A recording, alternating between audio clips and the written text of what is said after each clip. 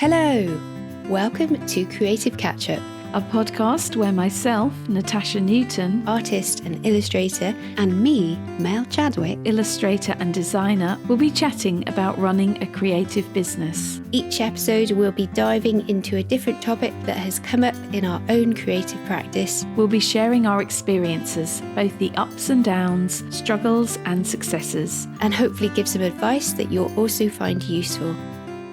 So join us for episode 6 as we talk about the subject of mental health and share ways in which we can keep healthy. Hi Natasha. Hi Mel. Really nice to chat with you again today. Yeah, your last couple of days in quarantine. I know. I was just going to say I am on day 12. You're doing amazingly well. I think I would have gone mad by now. Yeah, well, I guess I could easily have gone that way. But actually, I've been trying to implement a few things that have helped me stay sane, and I think they'll be really good actually for our subject today, which is mental health. It's a subject that I think affects, well, all of us at some point, whether it's the whole COVID and quarantine and self-isolation, or just the winter season. I think it definitely affects all of us at some point. I think it would be really great if we could just maybe talk about ways in which we could stay mentally healthy and ways in which we can, help us get through times when it's a little bit difficult. So what do you think anyway, Natasha? What's your thoughts? Well, I think this year has been a really difficult year for everyone. I think everyone's mental health has taken a bit of a hit. More so than usual. And I think now as we go into the winter season, I know that I'm feeling it, and I really like winter. It's actually one of my favourite seasons, but I do find one aspect of it really challenging, and that's the lack of light. So, it gets light here in Surrey, I would say. It's not properly light until about 8 in the morning now, and it's getting dark from around 3:30 onwards. By about 4 o'clock, it's really quite dark here.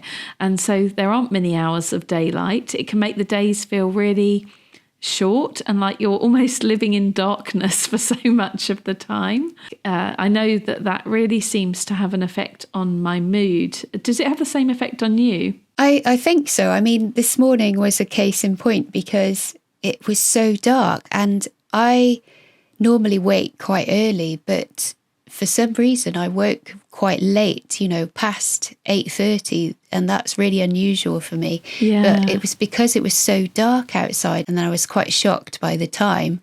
And it was because it'd been raining and it was just so dark in the room. And those kind of days where you wake up and you're like, oh, okay, the day's already gone, and you just don't feel like getting up or getting ready. I'm finding it much harder to be motivated to get up and do things. I mean, even though I've got quite a lot that I'm excited about at the moment and I want to be getting on with, I do find that it's affecting my mood, and it's difficult this time of year, and especially in the situation we're in with the pandemic. So what would you do anyway? What's your, say like today, on a day when it is really dark, what kind of things get you going then? Oh, well, I think definitely making the time to have a good breakfast. Yes. I think you need to make sure that you start the day in the right way. And I think that does involve having a good breakfast. And I think maybe even like writing down the different things. I always work from lists. So I find that if I've written down the things I need to do, it gives me that motivation to just get on and do them so I can tick them off my list. Yeah, I mean, I've been finding, because I'm in quarantine and I can't go outside, normally I would have got up, gone outside with my sketchbook, gone for a walk, maybe 20 minutes, and then come back and then had breakfast. But because I can't do that, what I have been doing is finding an exercise routine to do. And I've really loved actually following as a girl called Rachel Galotta on YouTube, and she does these kind of 10-minute high intense cardio exercises.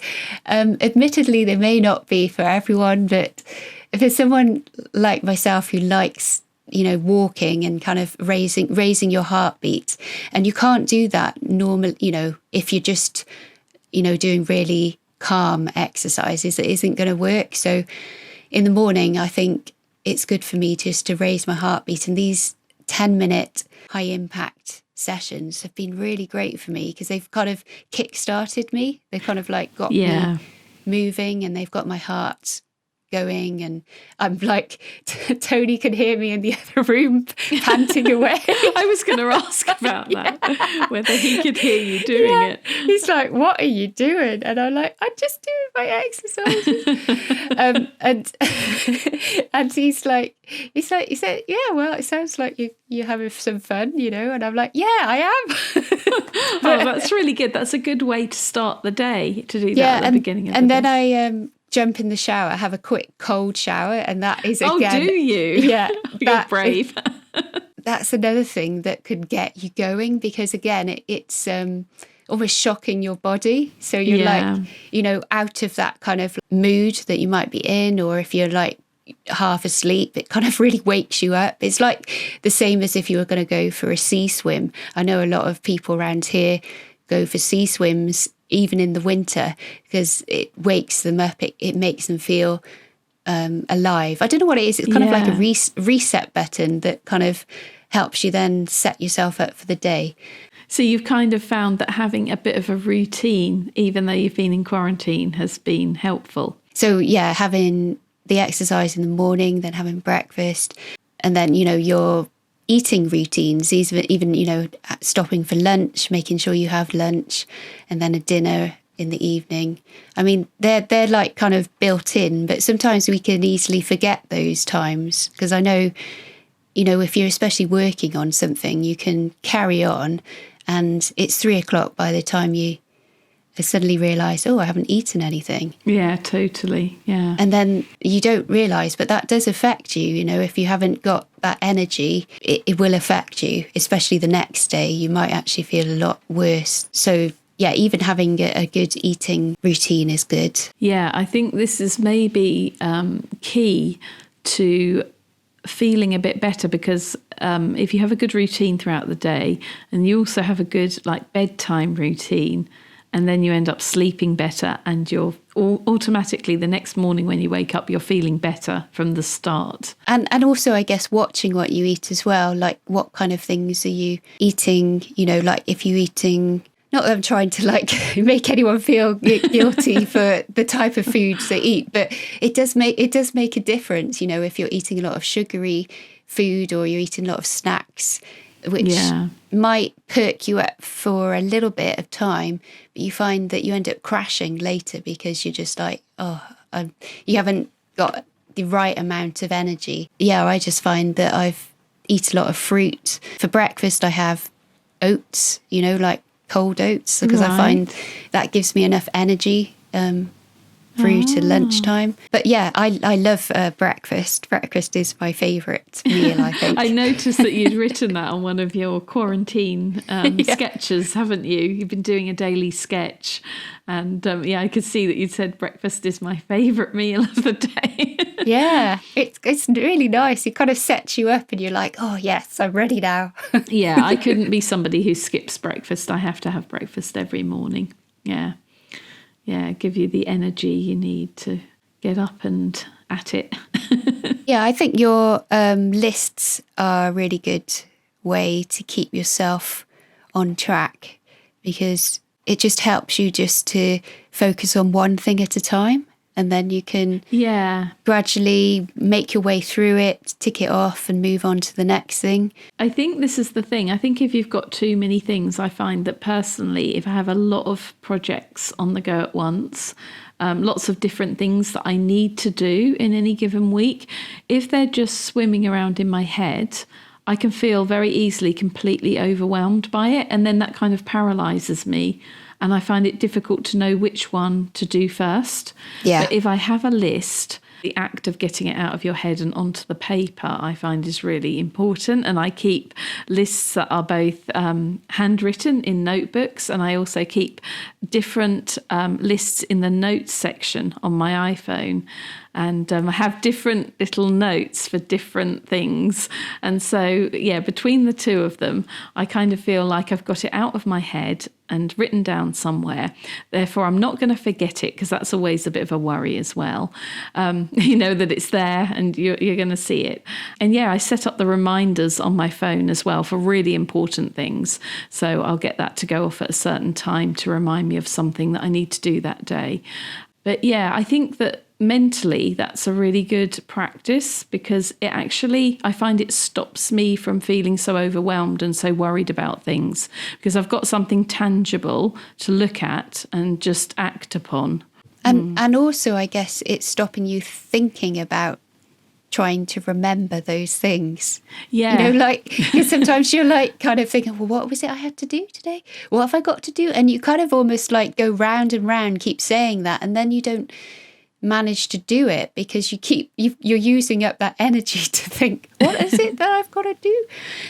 Rather than just write it down. And I find, like you, once you write it down, it's out of your head, it's on a piece of paper, and you don't have to think about it. You just have to go, right, have I done that? Okay. And then you can cross it off. I mean, I do like the satisfaction of just crossing something off. I will actually write something down so I can cross it off. Yeah, even if it's a tiny thing. Yeah. It's like just the act. It's the act of crossing that off and knowing that you've done it. It gives you that feeling of like achievement, and mentally that helps boost you onto the next things you need to do. That's exactly right. Yeah. If I have too many things that are unfinished, I find this is a real problem for my brain. And I always have several things on the go, so I'm probably not doing what's best for me, really, because I really like to work on a task and finish a task. I think that's probably the best thing for my brain, but I always seem to have lots of different things on the go at once. So yeah, I need something to help manage them, or I would easily get completely overwhelmed. Yeah.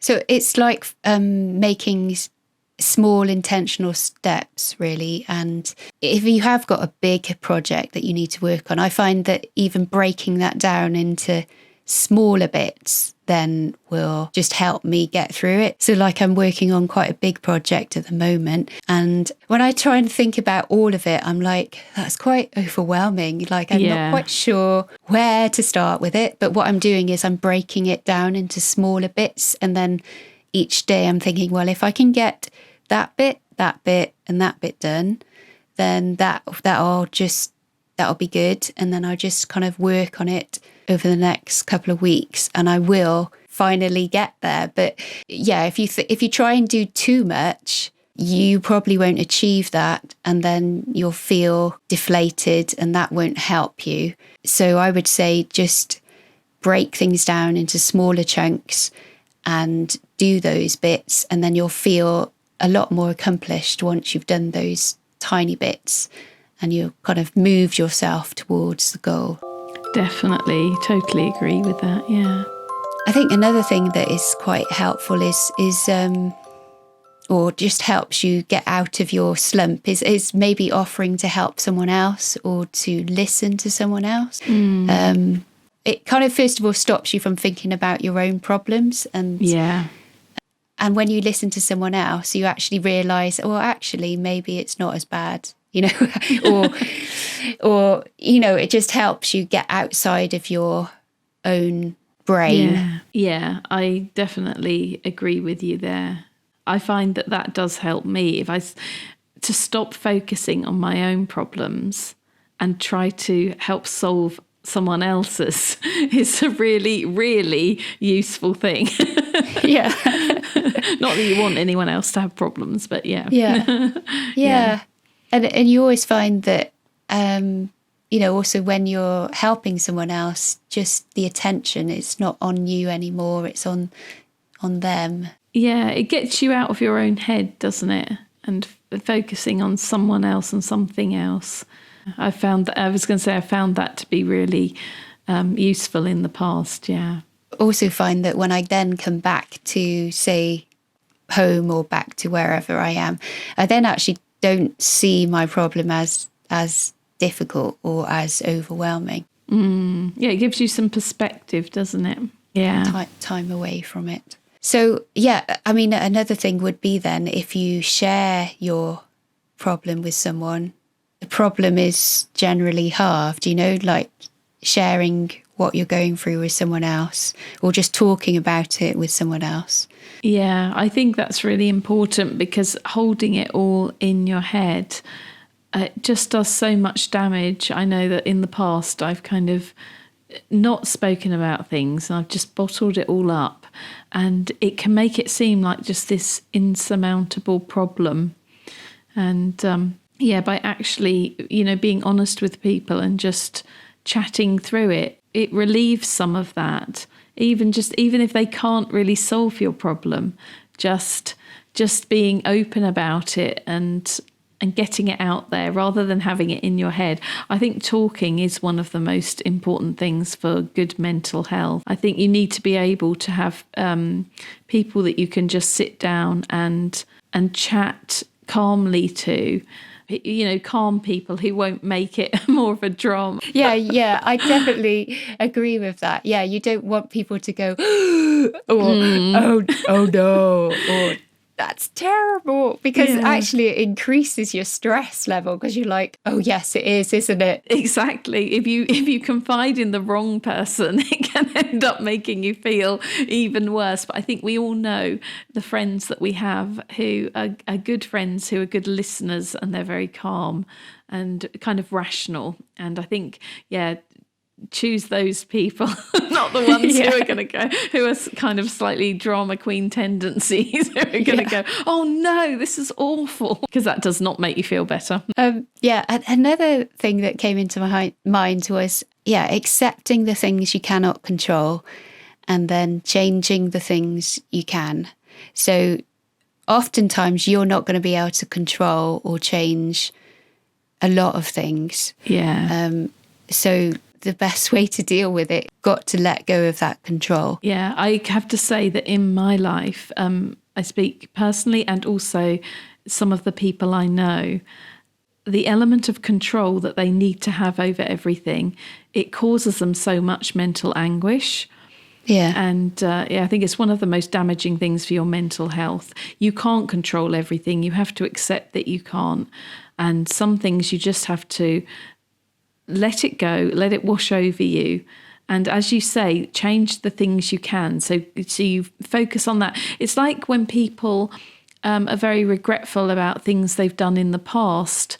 There's nothing you can do about the past. It's gone, but you can focus on the present and the future. You can change your mindset from here on in. And I think that's a really important lesson to learn, that you need to focus on the current or the present and the future, and not sort of ruminate over, everything that's happened in the past. Yeah, you can change your future, but you can't change the past. Actually, it reminds me of, the Serenity Prayer, the one that's said in Alcoholic Anonymous. Oh, yes, I think I know this, yeah. I think it's, God grant me the serenity to accept the things I cannot change, the courage to change the things I can, and the wisdom to know the difference. Yeah, that's very good advice, isn't it? Another little attitude would be thankfulness, bringing that into your day. Just being able to be thankful for things around you. And it can be hard actually to be thankful when you're feeling like really low and you're thinking, oh, everything is working against me. Yeah. But just if you're able just to say thank you for just something really small, you find it actually grows more thankfulness, and actually then just kind of releases that anxiety, because you're actually changing your attitude to one of thankfulness rather than being overwhelmed or even feeling like resentful or feeling, I can't do anything. Yeah, I think it's easy to spiral downwards if you're looking at things negatively. It's almost as if that creates more negative thoughts. So if you start with the negative thinking, it goes on. It's like a vicious circle, isn't it? And So yeah, sort of stopping and thinking, what are you thankful for? What are the great things? Even if it's something really tiny, it's like even in the worst of days, there's something that is lovely. I mean, it's a very rare day where from start to finish, it's terrible all the way through. Because it could just be something like a small text from a friend, or, you know, you had a really nice slice of cake at lunch. You know, just any little thing. It can be anything. It doesn't have to be something big. And even in the midst of, if you're feeling very gloomy and, you know, you're struggling a bit, there's always something that is, that can lift you. There's always something if you look for it. And then, like you say, that thankfulness actually makes you more appreciative of other things. So, yeah, a bit like the negativity, it goes the other way, you know. Yes. Yeah. It kind of spirals up rather than, rather than spiraling down. You're kind of like going up. Yeah. And the final, well, not a final thing, because there's probably are more things, but a rest is an important thing. I think we need to remember to build into our days or weeks is that we're able to take time off. Definitely. I think it's very easy to just immerse yourself in your work and just ignore the fact that your body needs to rest. You need a bit of a break. And if you do that too much, you will reach the stage of being completely burned out. And it's actually surprising how quickly that can happen. Yes. Yeah. You can feel okay. And then, you know, if you ignore that your body needs rest and you need time off for even just a short time, really, you will begin to see the effects of that. And yeah, so that's really important. I think that's what I was concerned about, being locked in my room for 2 weeks. Yeah. Is that I would just kind of just work and, you know, kind of just occupy myself, try and be busy. But actually, I've been each evening, I've kind of like been choosing a video to watch on Prime Video. And just been able to find a video that I think looks like fun to watch. And I've just been really enjoying just watching them and just chilling. And that is nice. It gives you something to look forward to, doesn't it, at the end of the day as well? It kind of breaks it up. And I think that's what you're needing to do at the moment, because it could be that it just could become one long street. Every day could run into the other without any real punctuation of anything. And actually, if you're saying, right, this is the time I switch off and I just relax and I sit and watch a film. Yeah, it can make such a difference. Yeah. Yeah, and I've got like, so when I'm sitting at my computer working, I'm quite close to it, but I've got the headphones now that have got a little bit of an extension, so I can then sit a bit further back and sit on my sofa bed thing, and then I can watch from a distance rather than being so close. And it does make a difference. Yeah, that's good, because it means that you are in a different space rather than in the same, like you say. It could easily just be sat kind of in the same chair, in the same corner, you know, for 2 weeks. But actually, like when I have my food, for instance, I will sit in a different part of the room to where I'm working, or like when I'm relaxing, I will sit somewhere else to, again, where I'm doing stuff. And so even though the space isn't big, it's probably about 7 foot by 7 foot, something like that. That's quite a small room, isn't it? It's got different. I try and sit in different or be in different parts of it so that it doesn't feel like I'm just in prison, you know. Yeah, this is because it could easily feel like that, couldn't it? And I think because you have these little routines in place, it's actually helping you to get through it with your sanity intact. Yeah.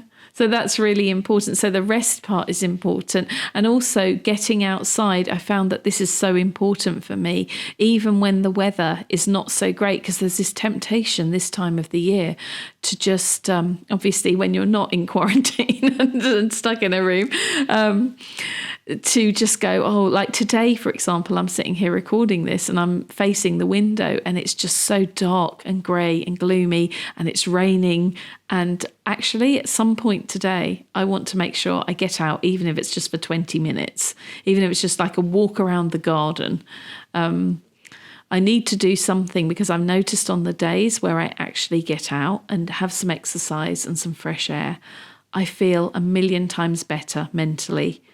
I don't think that you can underestimate the importance of this, because when you're not feeling great mentally, I don't know whether this happens to other people, but I actually sort of retreat into myself a bit and I find that I do go out less. I don't have the motivation, even though I know it's going to be something that really helps me.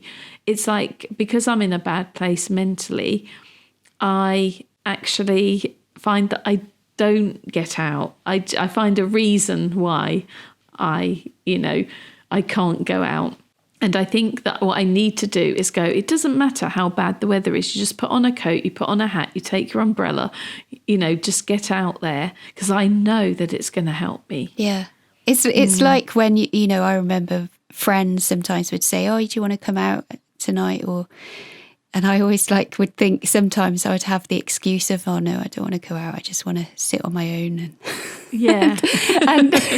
But actually the times when I actually did say yes or went out, I often felt a lot better, is particularly if I was feeling a little bit kind of inward or down, Yeah. And it was just probably because I just needed to be, outside of myself. And sometimes that kind of forces you to do that. So yeah. I that's one thing I'm looking forward to is to go out.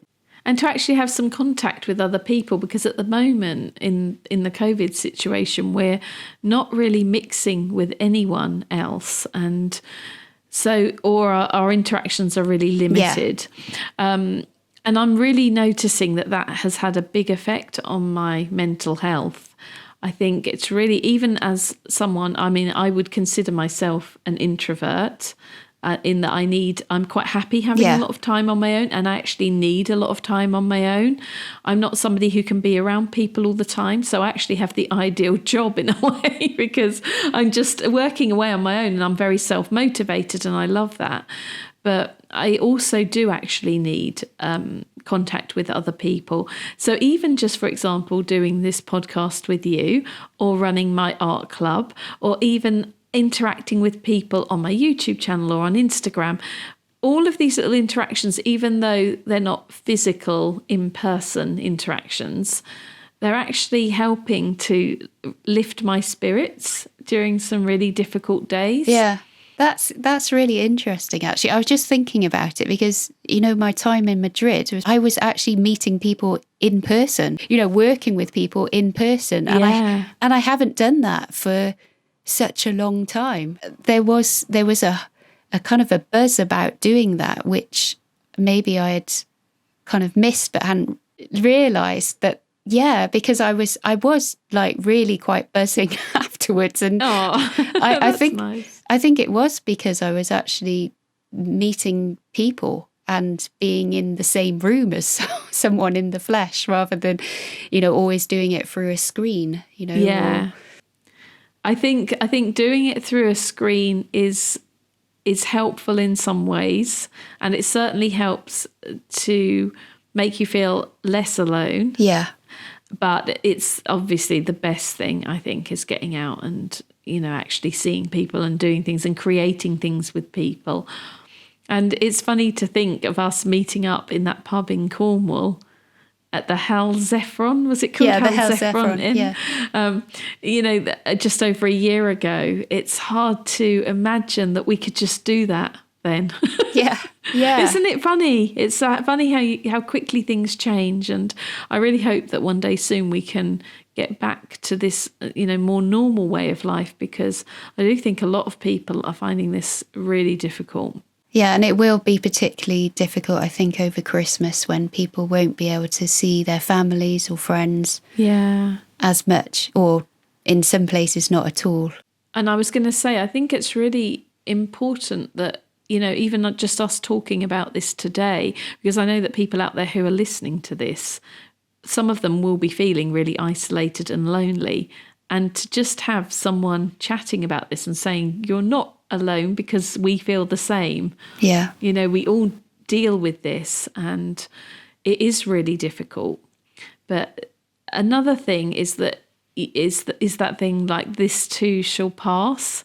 So you have to always, even though you feel like you're stuck in a certain time in your life, because I know that Dominic jokes about this with me actually. He says that I tend to think of my current situation often as my forever situation. Yeah. Yeah. And he's completely right. This is totally true. I am exactly like this.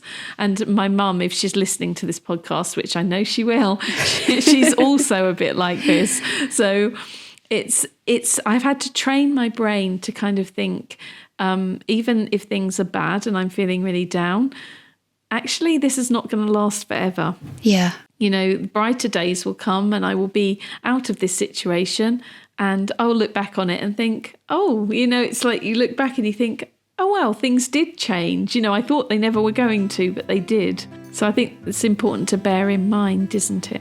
Time moves on. Time does move on and things do change. I think that's a really good piece of advice to end on, actually. I think that's really, really good to keep in mind that whatever you're going through, it will pass. Yeah, definitely. Natasha, what are we going to be chatting about in our next creative catch-up? We're going to be talking about creating in a pandemic. We'll talk about what's changed for us, what we're doing differently, and some of the exciting things that have happened and opportunities that have arisen during this time. Brilliant. Yeah, thanks guys so much for listening in again on our chat today. We hope that it has helped some of you or just given you some tips. And yeah, we just really look forward to chatting again with you really soon. You can find us as usual over on YouTube just by searching Creative Catchup, or you can find us on Instagram. Just look for the handle creative_catchup. Until next time, stay creative, stay positive.